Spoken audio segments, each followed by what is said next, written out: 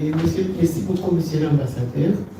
Et je sais que vous étiez effectivement sur place et passé mon matériel de laquelle il avait 90, 1990. Et j'ai aussi apprécié les questions que vous avez soulevées au cours de cette conférence.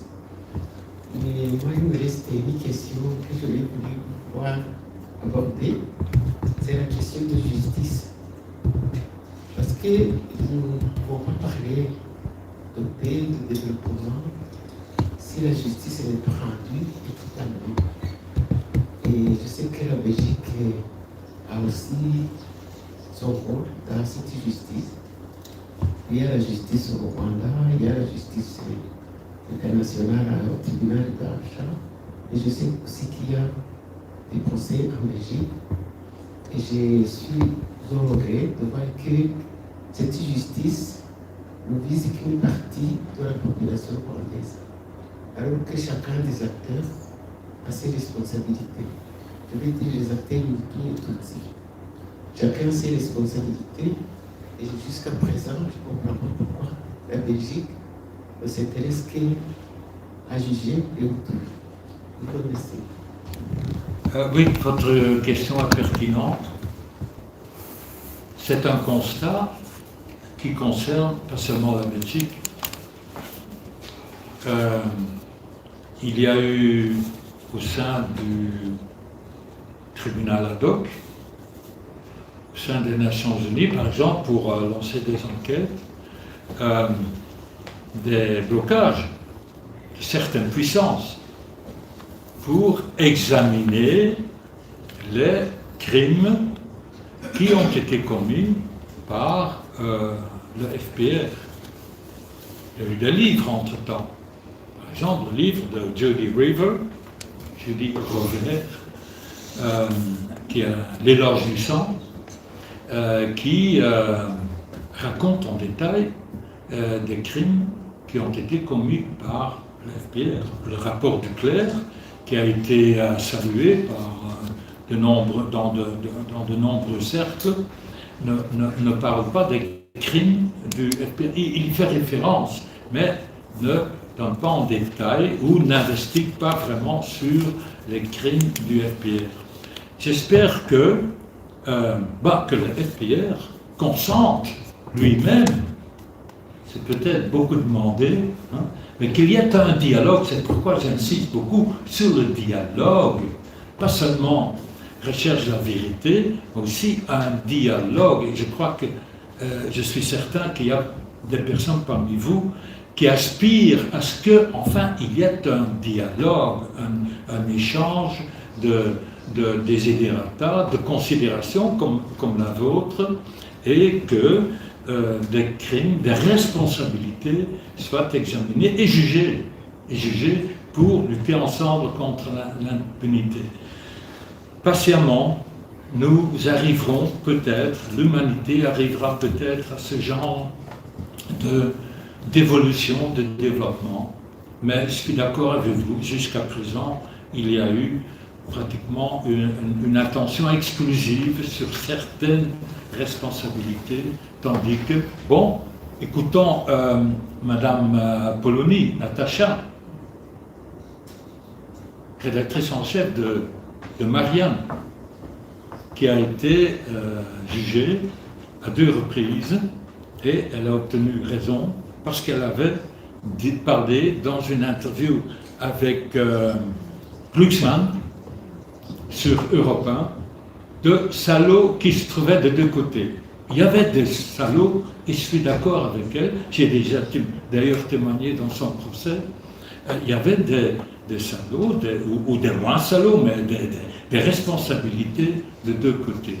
Et je crois que ça continue, et ça s'amplifie, cette critique, dans la recherche de la vérité tout entière, y compris des critiques sur certains comportements, ou des comportements très graves, des massacres commis par le FPR.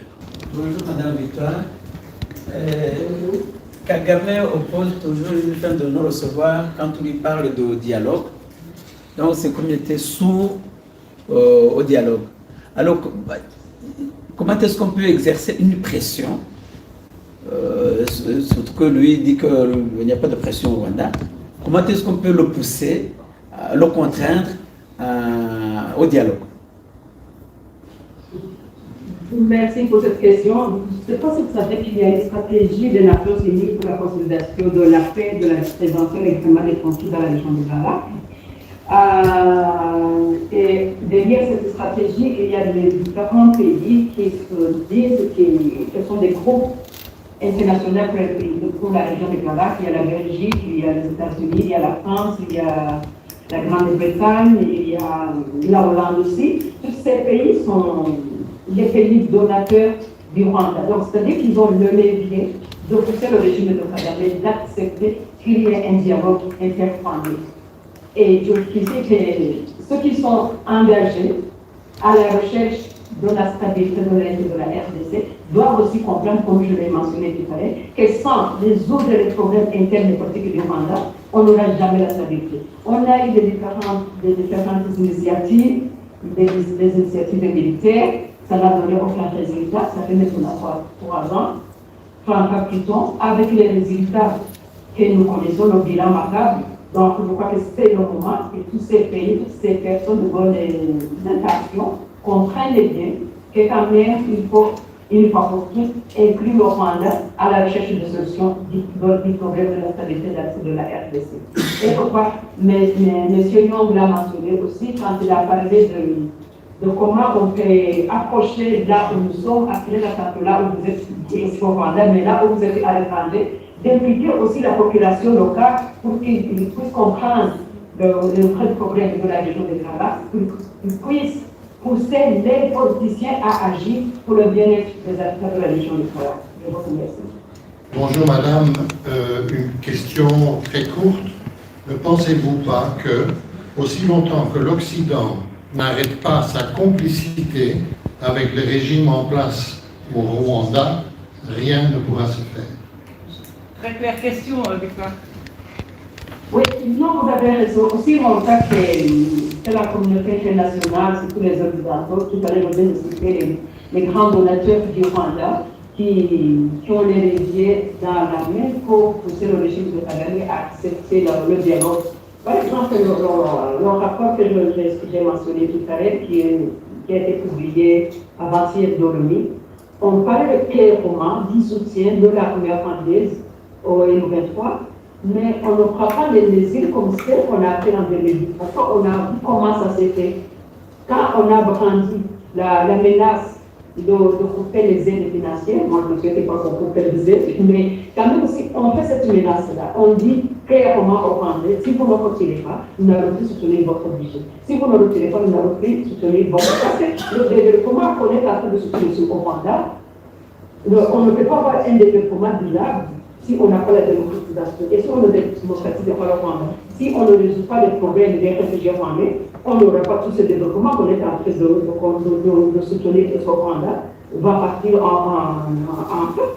Donc, c'est-à-dire c'est comme construire ici le sable. Donc, c'est pour cela que ces pays donateurs du Rwanda doivent comprendre qu'il faut avoir un dialogue franc avec le régime de Kigali et leur faire comprendre que qui ne peuvent pas continuer à soutenir des actions de développement, alors qu'on sait que ce développement n'est pas durable aussi longtemps que les problèmes des réfugiés, les problèmes de démocratisation du Rwanda n'est pas résolu. Et tout le monde est d'accord, même les autorités rwandaises, ils sont conscients qu'aussi longtemps le problème des réfugiés rwandais n'est pas résolu, et on n'aura pas la sécurité des Rwandais. Si on n'a pas la sécurité, on ne peut pas penser qu'on peut construire deux développements au Rwanda. Merci Victor. Moi j'ai aussi une question et Gaston qui a aussi une question. Oui, merci beaucoup. Ok,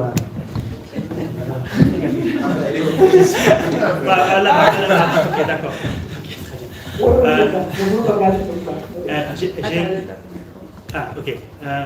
J'ai une question. Qu'est-ce que vous expectez de la diaspora ici en Europe?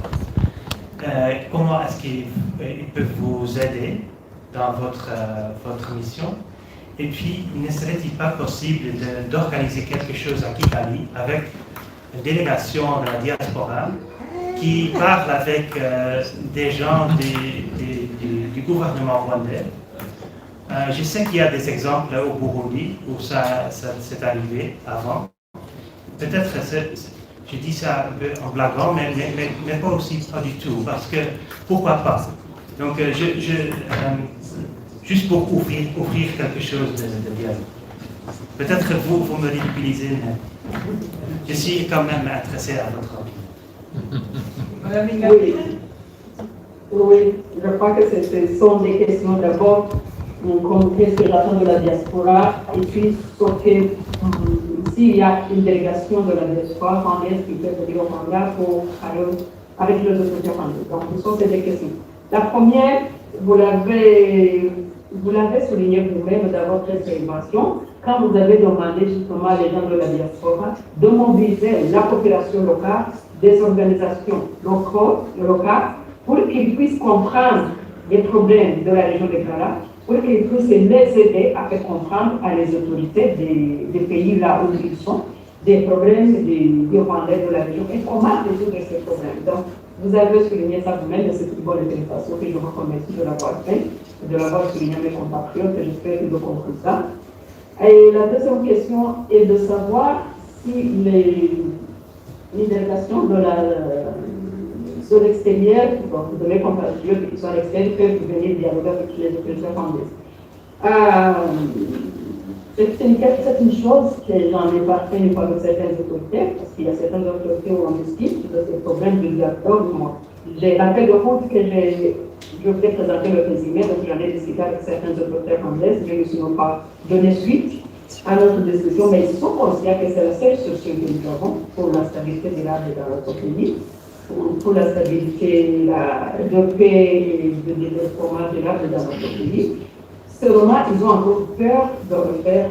Ils ont peur de refaire parce qu'il y a tout à l'heure, à Valentin, qui parlait que nous avons peur de nous approcher les uns des autres. Donc, chacun passe, bon, s'ils vont venir, si nous allons les recevoir, ça va faire quoi, peut-être former la force pour nous chasser au pouvoir. Donc, il y a cette peur entre nous, donc ceux qui sont au pouvoir, l'opposition et ceux qui sont à l'extérieur. Chacun pense aussi, l'autre arrive, peut-être qu'il va nous faire du mal. Donc, nous devons construire cette confiance. Et la confiance, on ne peut pas la construire sans accepter de s'asseoir ensemble et de dialoguer. Donc, c'est pour cela que dans ma proposition, je dis, pour la réformer la gouvernance au Rwanda, il faut le dialogue. Alors, ce dialogue va commencer l'autre jour où le gouvernement rwandais va accepter justement de s'asseoir ensemble avec les Rwandais qui sont à l'extérieur du pays. Donc, je crois que pour le moment, j'ai proposé cette chose. Une fois, je l'ai dit à certaines, parce que j'avais parlé d'abord avec les compatriotes qui sont à l'extérieur. Et il y a des gens qui voulaient venir, mais quand j'ai parlé au gouvernement, ils étaient réticents. Donc, ils ont peur de l'élaborer. Ils doivent chercher toujours des excuses pour les accuser. Mais si quelque chose comme ça c'est facilité par les pays comme Pays-Bas et la Belgique, etc., s'ils sont les garanteurs d'un dialogue comme ça, oui, oui, je pense que justement, c'est ça que j'ai dit tout à l'heure. Ces pays donateurs du Rwanda, comme la Hollande, comme la Grande-Bretagne, comme les États-Unis, ils ont la capacité d'intervenir et de demander au gouvernement rwandais de le faire. Donc, le problème que nous avons aujourd'hui, peut-être que vous pouvez nous aider avec l'ambassadeur Spinner, c'est de convaincre ces pays donateurs que la seule solution au problème rwandais et pour la région de Kara, c'est d'accepter le dialogue entre les Rwandais. Donc, pour l'officier du gouvernement, par exemple, quand j'ai présenté ce fait de route au ministère des Affaires étrangères de la Hollande, le ministère qui est chargé des Affaires africaines m'a dit c'est bien le document, c'est bien la proposition, mais ce n'est pas le moment. Mais moi, je pose la question, le moment, ce sera quand? Donc, c'est ça la question. Donc, si vous pouvez nous aider à nous faire comprendre qu'il faut accepter le dialogue et soutenir le dialogue comme la seule solution à la stabilité dans la région de Kara, ça sera vraiment une bonne contribution. Merci. Monsieur Sveden, oui. Merci, je peux vous appeler Madame la Présidente. Justement, il y aura des élections l'année prochaine, présidentielles et parlementaires, législatives. Vous serez autorisé à présenter votre candidature? Non, merci, monsieur l'ambassadeur. C'est un autre processus.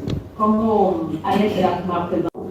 Selon la loi rwandaise et de la Constitution, c'est mentionné qu'on ne pouvait pas vous présenter ni au poste de parlementaire, ni au poste de la présidence, si vous avez été emprisonné pendant au moins 6 mois. Vous êtes condamné et passé en prison au moins plus de 6 mois. Alors, comme vous le savez, j'ai été condamné, mais j'ai passé 8 ans en prison. Même si la Cour africaine des droits de l'homme et du peuple m'a acquitté de toutes ces accusations, je suis innocente, normalement, mais le gouvernement français, jusqu'aujourd'hui, ne reconnaissait pas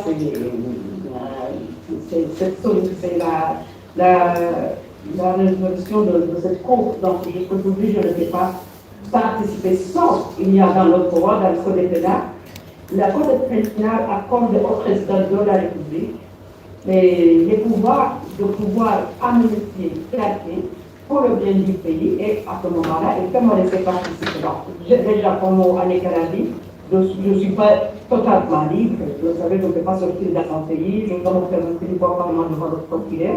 Donc, j'ai écrit le mois passé au président de la République d'enlever toutes ces restrictions pour que je puisse récupérer mes droits, mes libertés totales, et puis après, je dois demander au président de la République de me laisser exercer librement mes droits politiques. Mais s'il refuse de le faire, je continue mon combat, parce que mon combat, c'est démocratiser le Rwanda, et que la justice ne soit pas un instrument pour freiner la démocratie dans notre pays.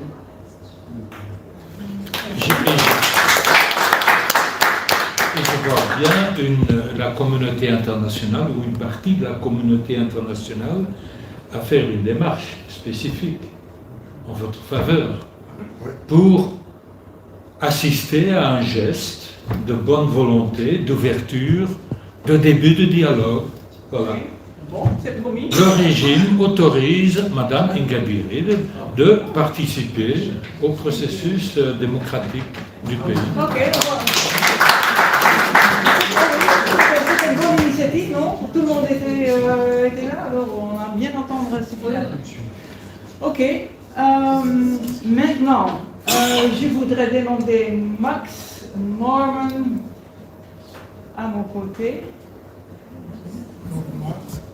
Oui, c'est excitant. On va parler un peu avec eux sur les conseils et les speeches que vous avez donnés. Léandre, tu peux rester où tu es, hein? C'est plus facile. Ou Max? Ah, voilà.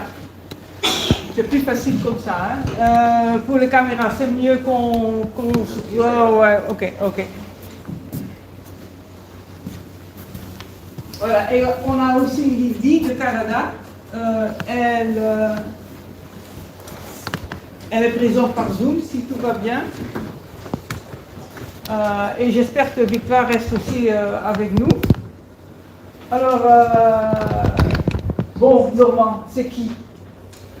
Je me présente. Et oui. Ah, d'accord. Merci pour m'avoir donné l'occasion de réagir et de donner mon sentiment sur les speeches qui ont été donnés par les éminents invités que nous avons eu aujourd'hui. Merci à eux pour leurs idées, pour leur analyse qui est très instructive pour nous, jeunes Rwandais. Donc, moi je m'appelle Norman Ishimwe Sinamenye. Je suis secrétaire général de Jambo SBL et également un des membres de All for Rwanda. Ok. Max, c'est qui? Non. Merci encore aux intervenants et à All for Rwanda pour avoir organisé cette conférence qui est très enrichissante pour nous jeunes et qui nous permet de comprendre réellement les enjeux qui se cachent dans notre région. Du coup, moi je suis étudiant en relations internationales. Je suis également responsable de l'organisation panafricaine. Ok, merci. Lydie, tu es là, de Canada? Tu es avec nous? Oui, voilà. Alors Lydie, bonjour. Tu veux te présenter pour nous? Ah oui, bonjour. Mon nom est Lydie et comme on l'a dit, je suis rwandaise d'origine, je vis au Canada. Je remercie à tous qui ont participé à organiser cette conférence. Et ça fait quelques années que j'ai commencé à m'intéresser à ce qui se passe au Rwanda. Et comme plusieurs, je me rends compte de la complexité de la situation. Et donc, je suis ici pour en savoir un peu plus et puis voir comment je peux participer à faire changer les choses au Rwanda. Merci, merci. Vous êtes la future de l'Afrique, non? C'est beaucoup de pression. Et vous avez entendu ce qu'on a dit cet après-midi. C'est quoi la première chose que tu trouvais intéressante, importante? Il y a beaucoup de choses très intéressantes et très importantes qui ont été dites aujourd'hui. C'est difficile d'en piocher un seul parmi tout ce qui a été dit. Néanmoins, je voudrais revenir sur la dernière intervention qui a été faite par Madame Victor Ingabire et qui a reparlé du dialogue. Madame Ingabire en parle depuis plusieurs années et vous l'avez introduit aussi en faisant une petite boutade sur cela. Mais aujourd'hui, il reste évident, clair, que le solutionnement des problématiques des Grands Lacs, le solutionnement des problématiques du Rwanda ne pourra passer que par le fait d'aller au fond de la problématique rwandaise, sociétale, politique. Oui, et c'est quoi le fond de la politique, de la situation rwandaise? C'est qu'aujourd'hui, au Rwanda, on a une vision de l'histoire qui est divisée. On a une société qui est divisée par le fait que certaines personnes ne peuvent pas exprimer leur douleur qui vient du passé ou qui vivent actuellement par l'oppression, la dictature. Et cette société qui est sous une chape de plomb est presque, on va dire, explosif. Et donc, régler les problématiques de la société rwandaise qu'elle vit aujourd'hui, ainsi que des Rwandais qui vivent à l'extérieur, donc dans lesquels moi-même je me range en tant que réfugié rwandais, est un préalable, est une condition sine qua non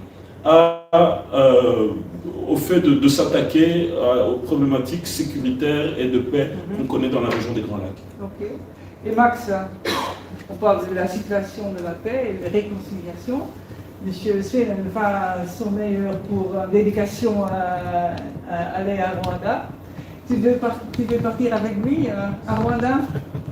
Je vais repartir chez moi, mais je pense que le plus important c'est que retourner chez moi dans la paix et dans la possibilité de pouvoir m'exprimer comme je le veux d'abord.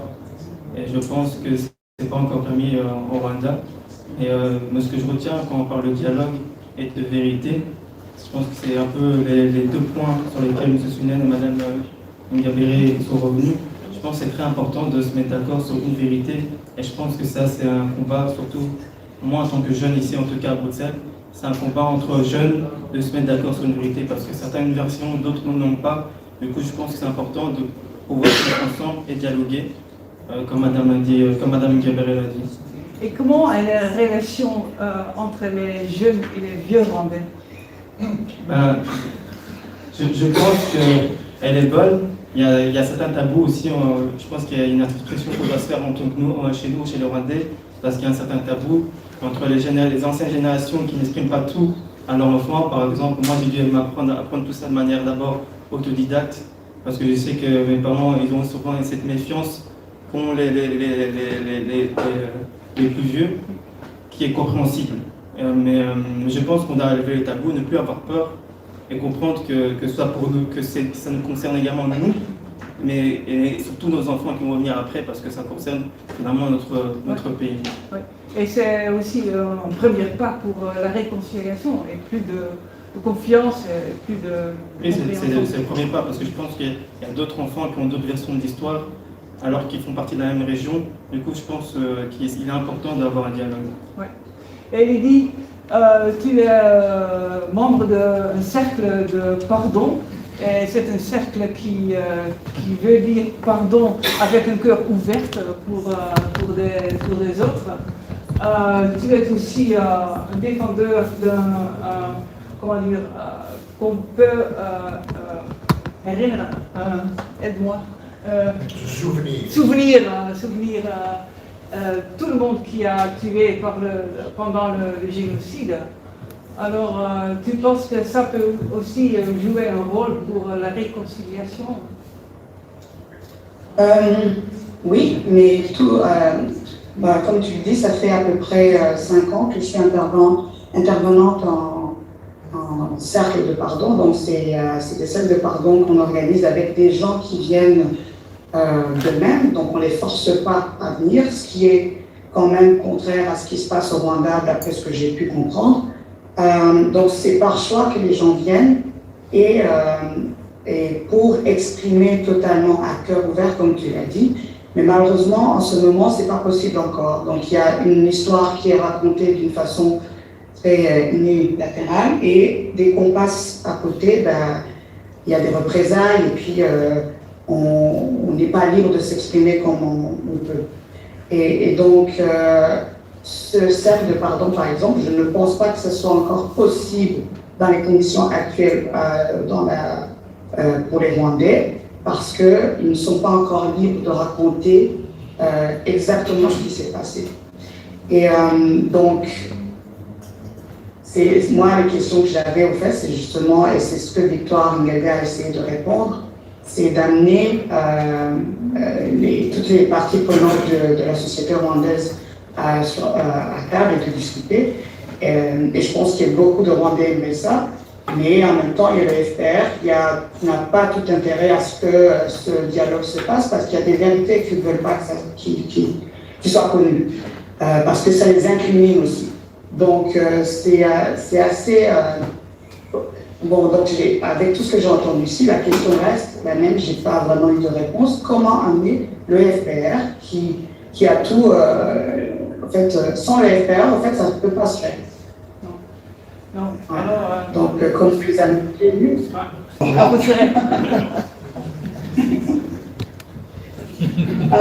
vais pas m'y aventurer, je vais répondre. Moi, je pense que la première étape, c'est vraiment de dire toute la vérité. De permettre aux Rwandais de dire toute la vérité, qu'elle sorte et que les responsables soient nommés et jugés.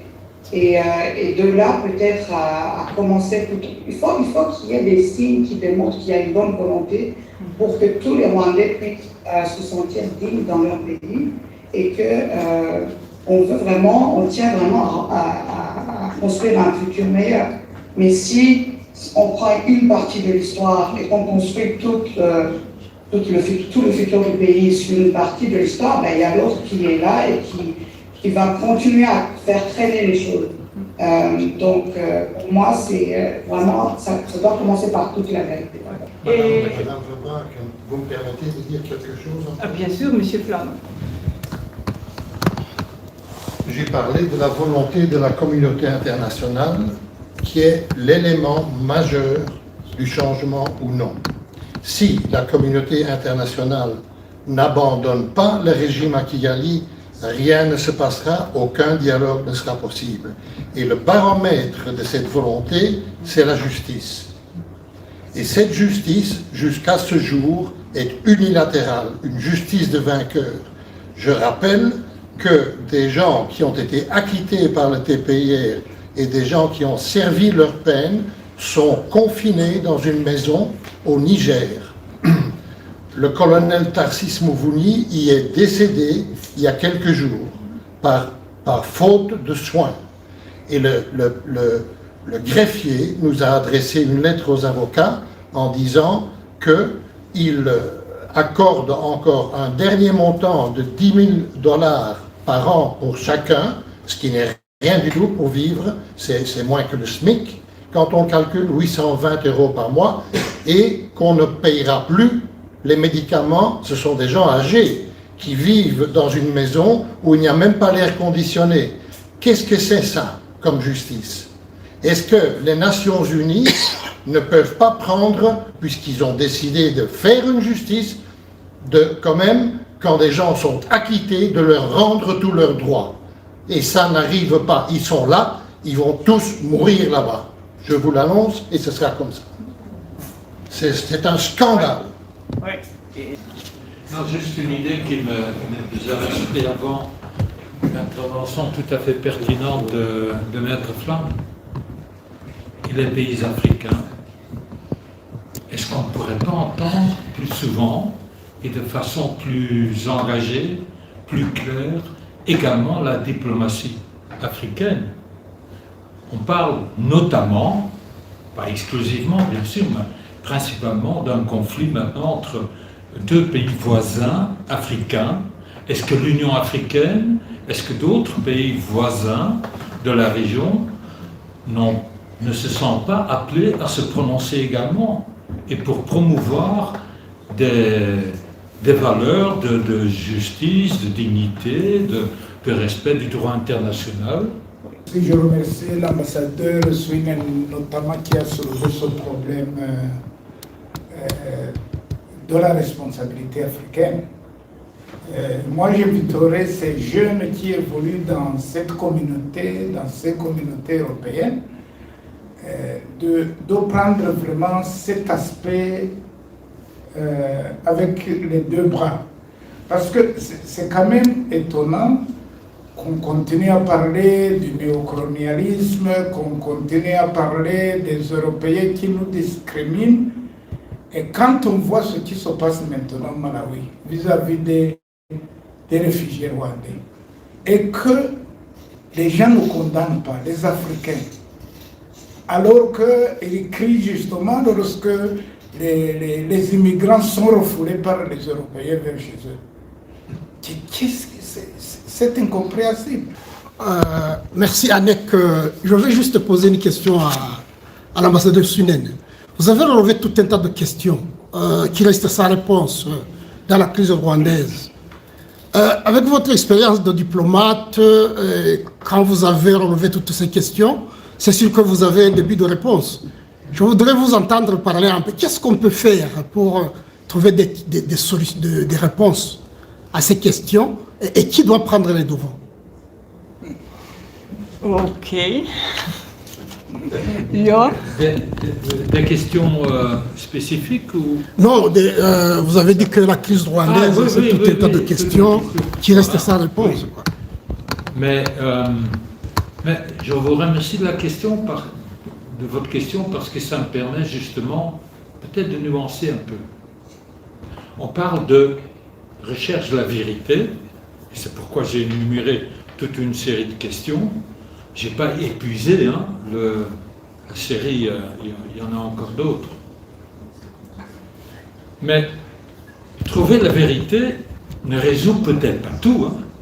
C'est pourquoi nous, heureusement, nous tous ici autour dans la salle, nous parlons également de dialogue. Recherche de la vérité, lever les tabous, ouvrir les esprits, s'engager dans une recherche de vérité, de responsabilité, mais aussi en même temps cultiver le dialogue. Bon, vous me direz, ça, comme on dit en flamand, un beetje vrijblijvend, parce que c'est pas tout à fait engageant, mais ça peut aller de pair avec des démarches ponctuelles. La démarche dont je parlais tout à l'heure, en vue des élections démocratiques l'année prochaine, je parlais d'une partie de la communauté internationale, je pensais à un groupe de contact qui a opéré et qui a suivi, qui a accompagné même les élections au Congo.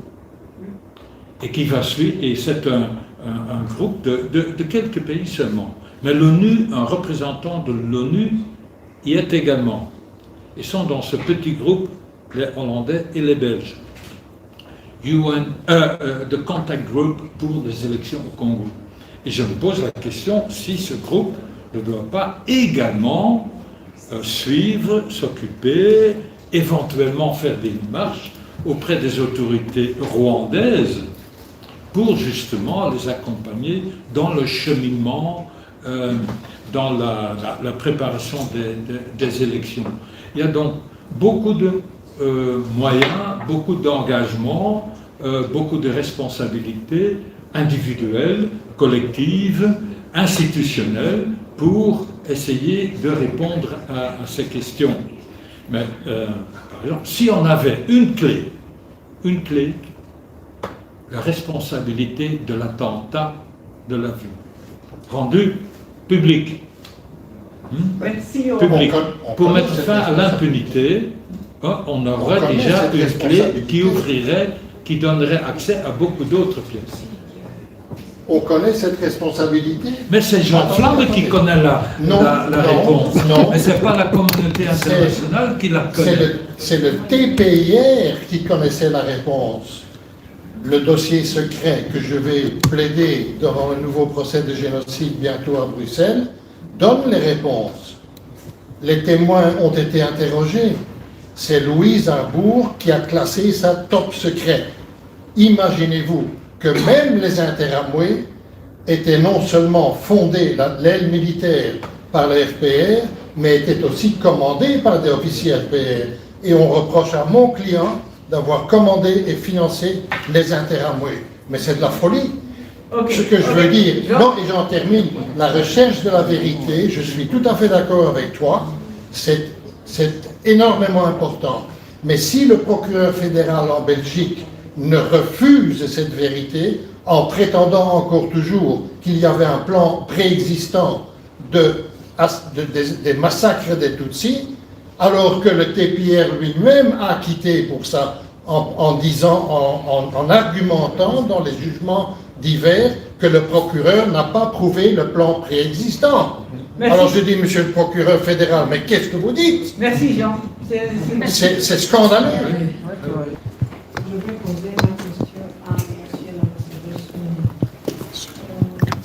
La France s'est positionnée à l'égard du régime de Kigali par le rapport d'Ukraine et par les différentes visites des autorités françaises au Rwanda. Quelle est la position de la Belgique à l'égard du régime du FPR?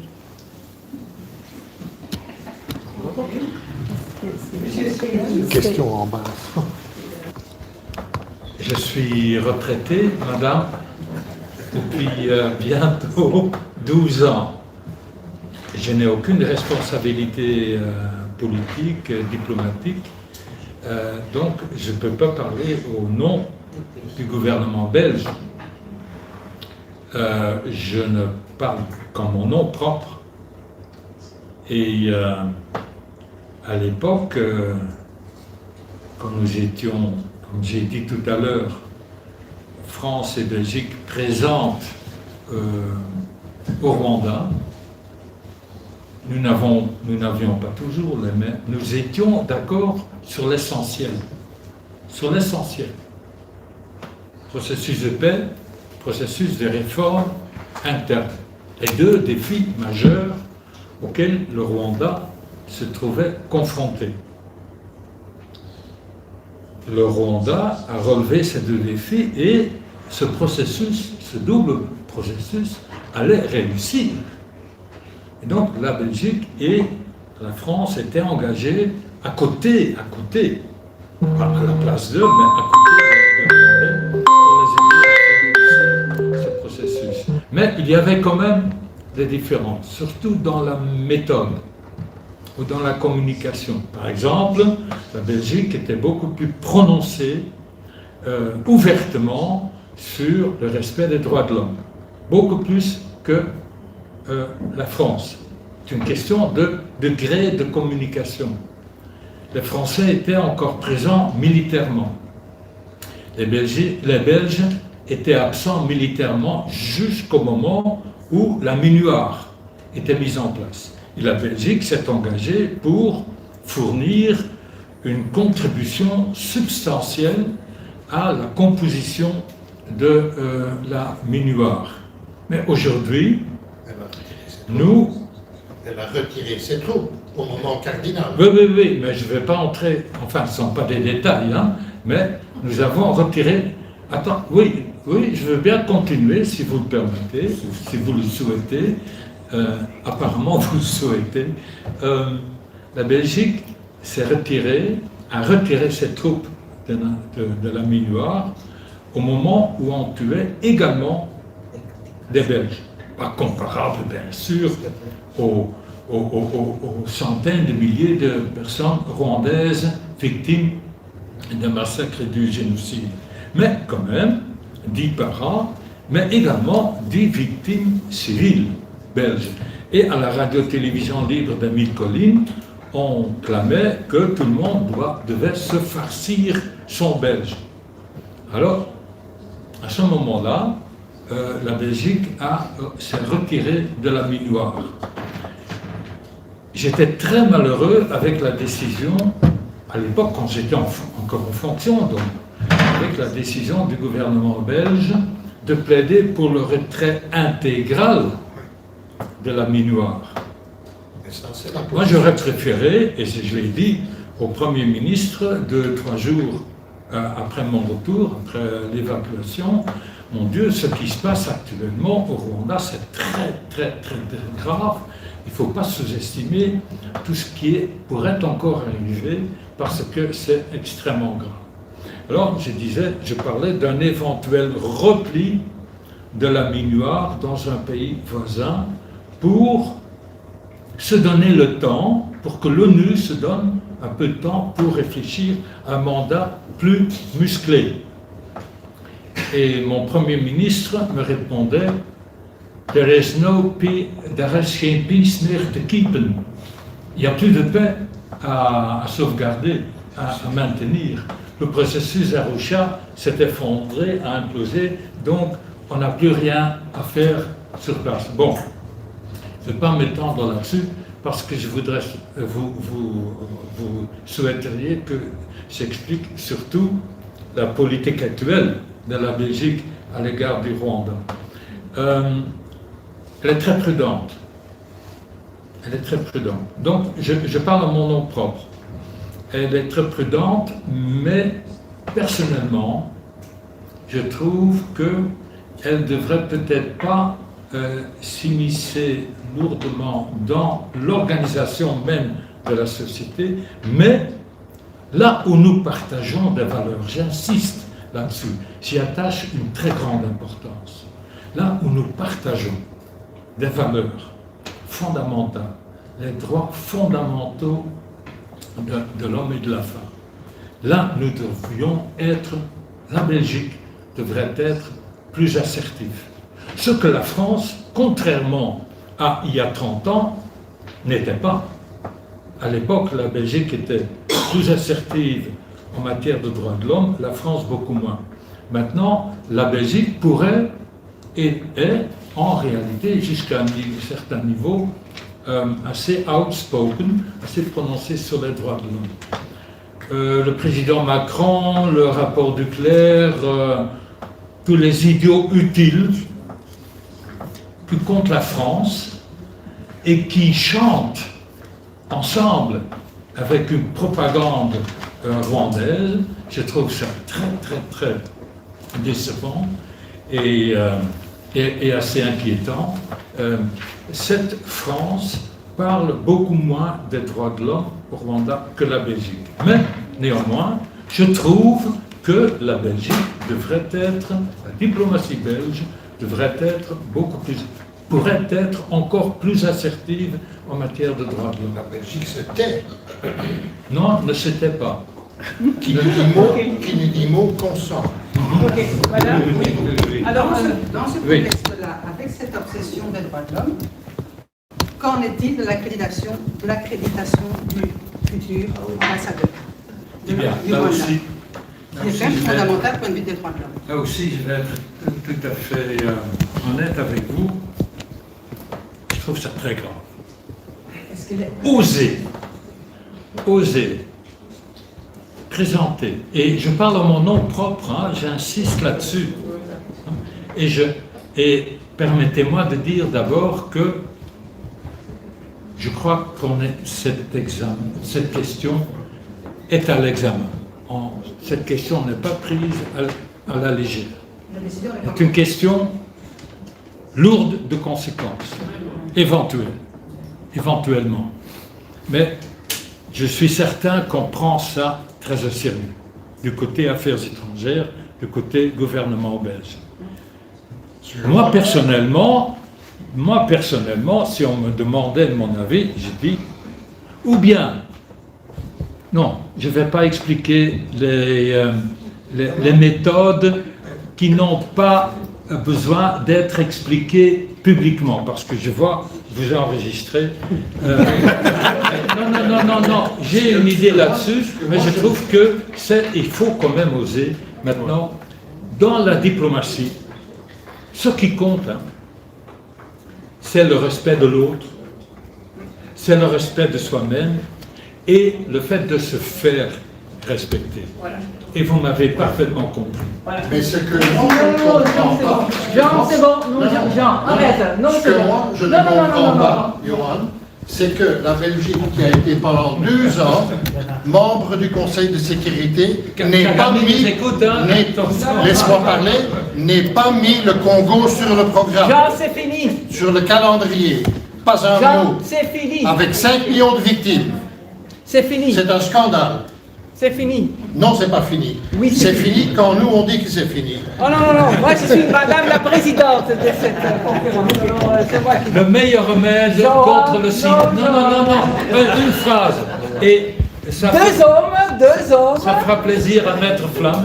Qui va se battre. Le meilleur remède contre le cynisme, c'est l'indignation.